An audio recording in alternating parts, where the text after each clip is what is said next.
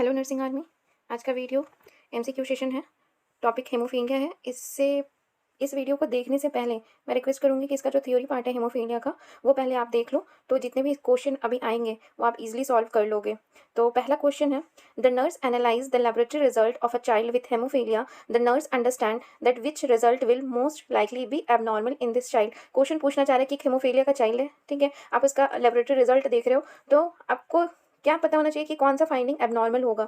तो जो भी थ्योरी पार्ट देख लिया उनको पता है कि जो हेमोफीलिया में सारा रिपोर्ट्स नॉर्मल होता है, बट जो क्लॉटिंग टाइम है और पार्शियल थ्रोम्बोप्लास्टिक टाइम है वो एबनॉर्मल होता है। बाकी जितने भी प्लेटलेट्स काउंट हो, एचबी हो, ये सारे नॉर्मल आते हैं।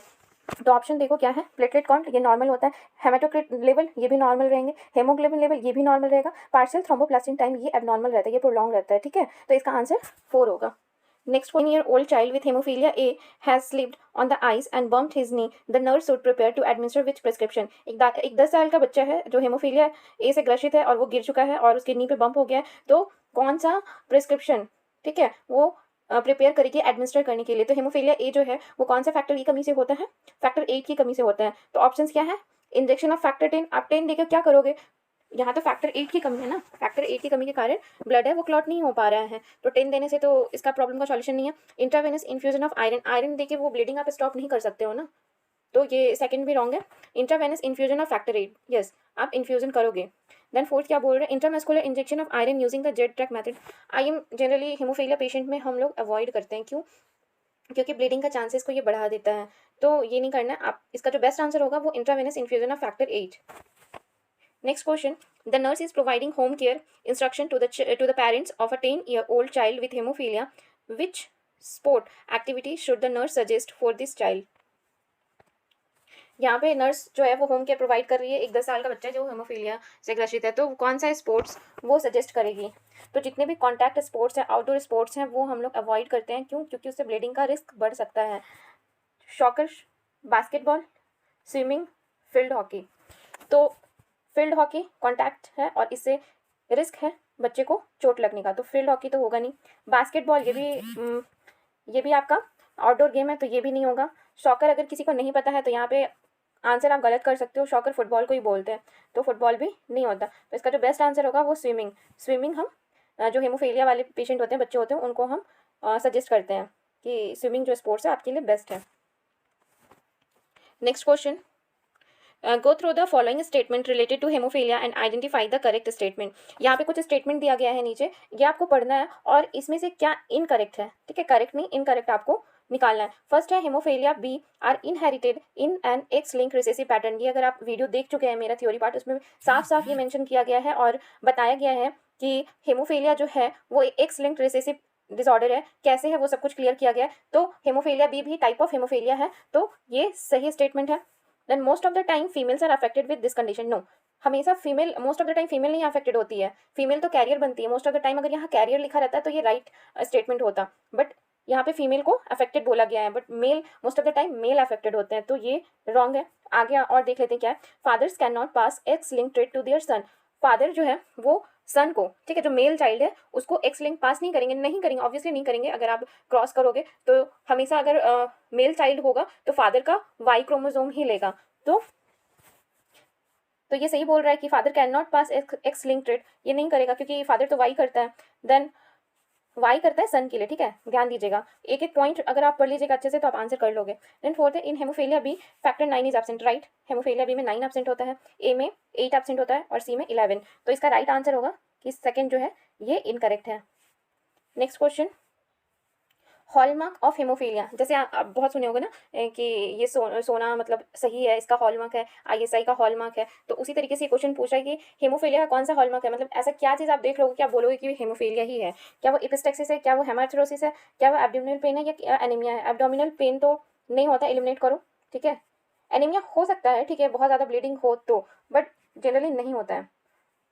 एपिस्टेक्सिस देखा गया है, हेमाथेरोसिस देखा गया, बट जो हॉलमार्क है वो हेमाथेरोसिस होता है। हेमाथेरोसिस मीन्स जॉइंट्स में ब्लीडिंग होना। Next question, in a child with hemophilia swollen knees occur after falling from bicycle, which among the following is the first nursing intervention? इस टाइप के क्वेश्चन आएंगे, इस टाइप के क्वेश्चन नॉर्सेट में आ सकते हैं कि फर्स्ट इंटरवेंशन बोला जाएगा।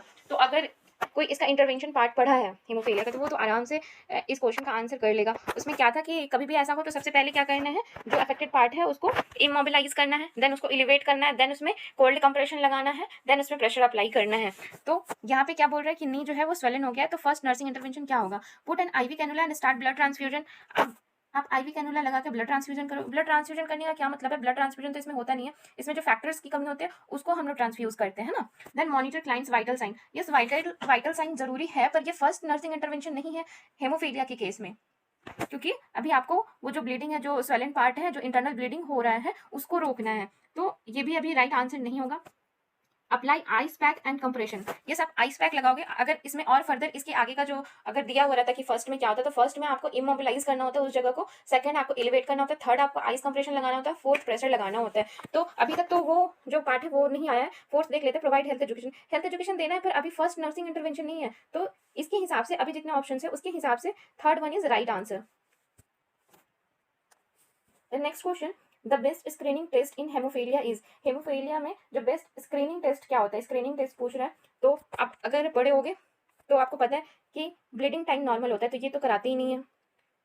थ्रोम्बिन टाइम ये भी हम लोग नहीं कराते हम लोग clotting time and partial thromboplastin time. अगर पूछा जाए बेस्ट स्क्रीनिंग टेस्ट क्या होता है, तो partial thromboplastin time is right answer.